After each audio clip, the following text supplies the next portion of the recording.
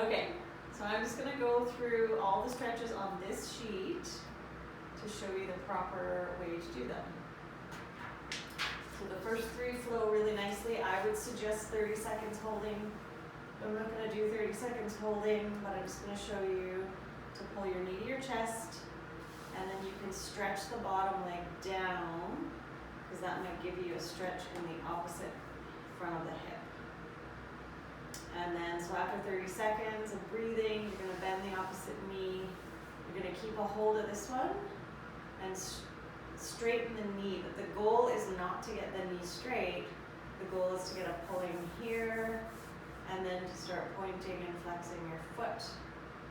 And that will give you pulling possibly all the way up through your foot. And you're gonna do that for about 30 seconds while breathing. And then from there, you're gonna drop that ankle onto the opposite knee. And if you can, pull the whole works up towards you. If you can't do that, you can stay here, keeping the lower back grounded, not letting the hips rotate, and just press that knee forward. But if you can get to here, you'll get a nice stretch through the bottom. And again, you can hold that for about 30 seconds. So that flows pretty well, and then you can switch and do that on the other side. Knee to chest, straighten the leg, breathe and hold. Try not to pull into any hip pinching. If you get hip pinching, stop where you start to feel that pinch. And then after 30 seconds, bending the knee, straightening the leg. But the goal isn't to get to here. You want to keep the knee bent so you feel pulling in the back. Point and flex the foot to keep that nerve moving through all the muscle and tissue in the back of your leg. 30 seconds there, then drop that ankle. Either keeping the pelvis grounded, go back flat and press forward. If that doesn't do anything for you, you can raise the whole works up and hold on, threading through the legs, holding on behind. And that's going to give you a nice stretch through your hip. You could also support this foot up on something, the wall or the couch if you want to. And then going back down. So all those are about 30 seconds holding. Okay, so from here, we're going to go into some movements that are going to help to free up the upper back, in between the shoulder blades, rib cage, starting with deep breathing, raising your arms up and over your head as you breathe in, so that by the time your arms are here, you've got a full breath and your rib cage is expanded out as much as you can in all directions, holding that for as long as you can.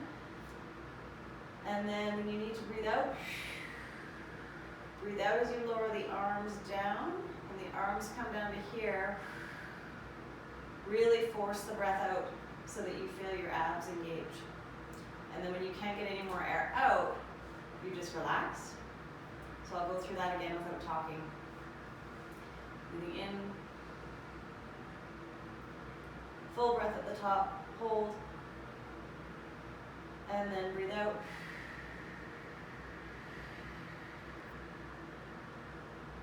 Full exhale, so you feel your abs engaged, and then relax. And you can go through that a few times, 3, 5 times maybe. From here, we're going into spinal rotation 2 different ways.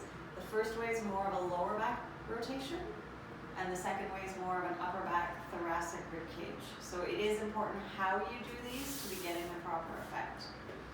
So for the lower spine rotation from this position, you can just drop your knees to one side. So really gentle through the spine. And if you can take the arm and head the other way.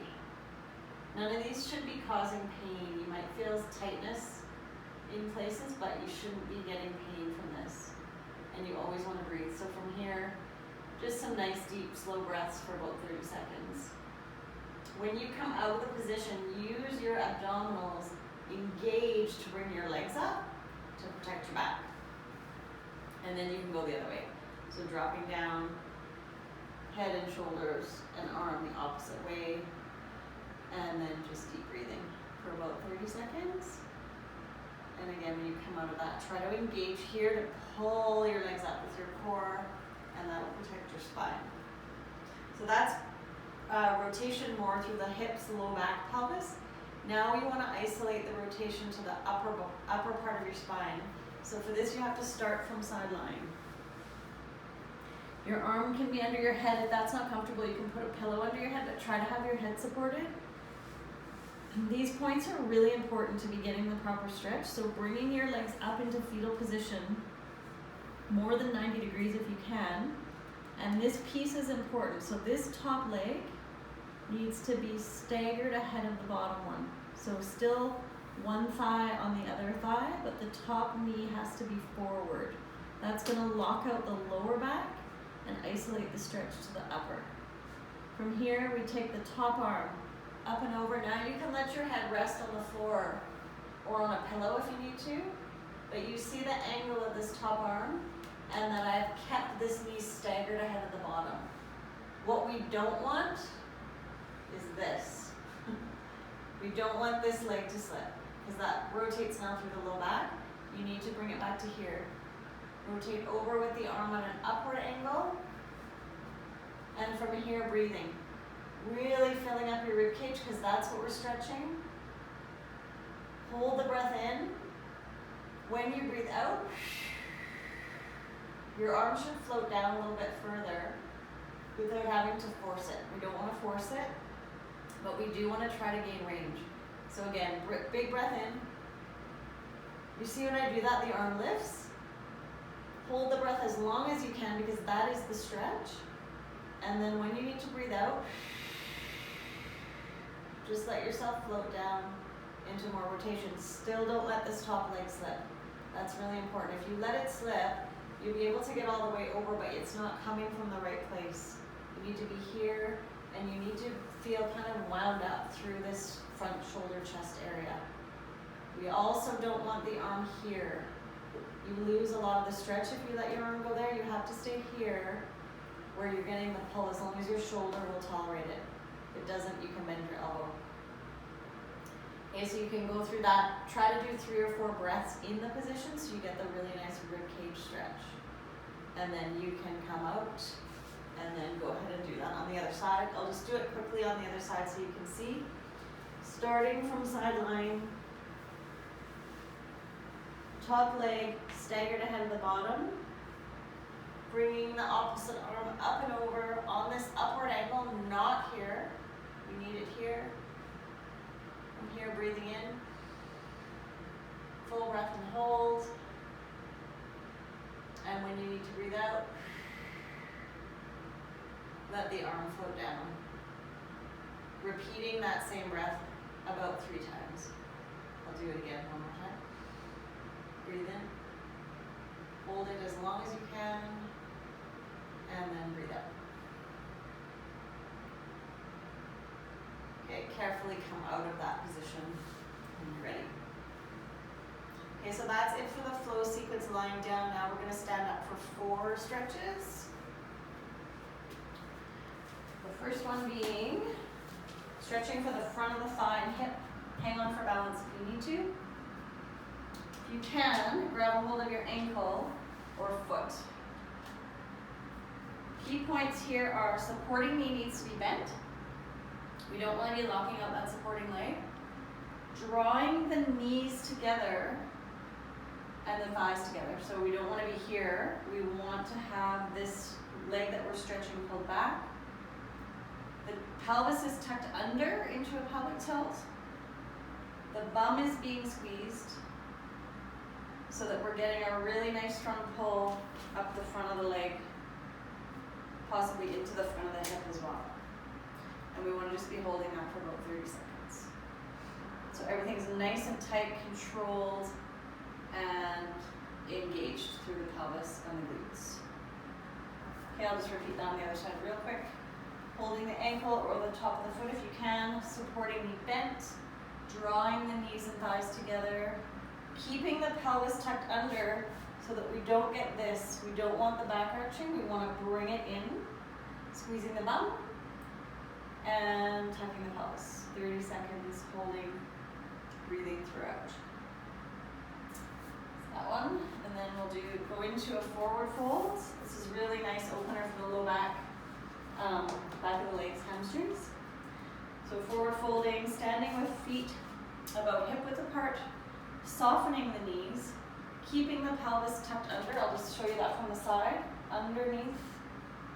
Then we're gonna start to go down, thinking about moving one vertebrae at a time.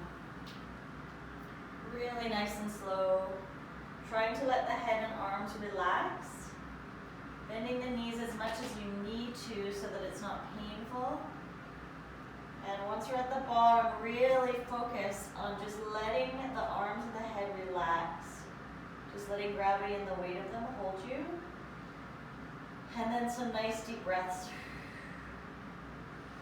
And as you hold the position for about 30 seconds or so, if you can let the legs straighten, go ahead.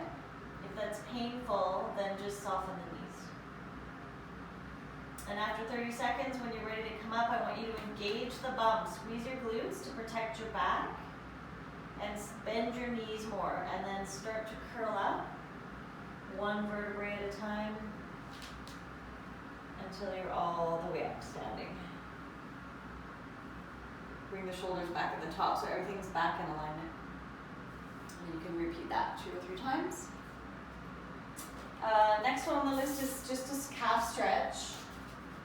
So up against the wall, hands on the wall, both feet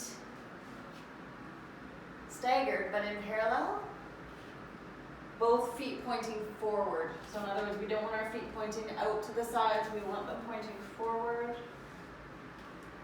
We're going to press the heel down at the back with a straight knee, and the front leg is just supporting. So the front leg's not really doing much.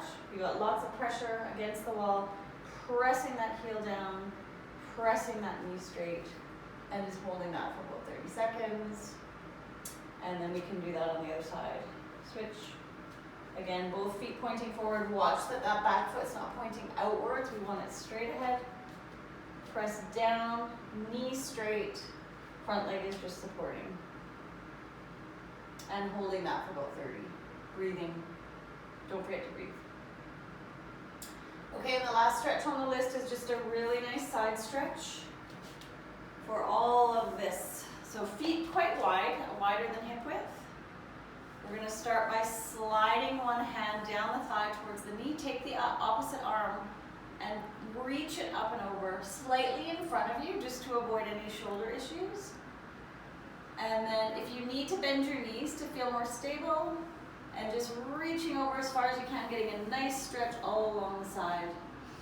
Some deep breaths will help here too, because your rib cage is involved. If we breathe, we expand the ribs and we'll get more of a stretch. When you come down, just come out slowly. Bend the elbow, bring the top arm down, and then switch. Sliding down to one knee, reaching the arm up and over, and some deep breaths in this position. If you can, for 30 seconds or however long you can manage this one.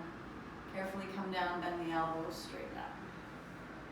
And that's it for stretches.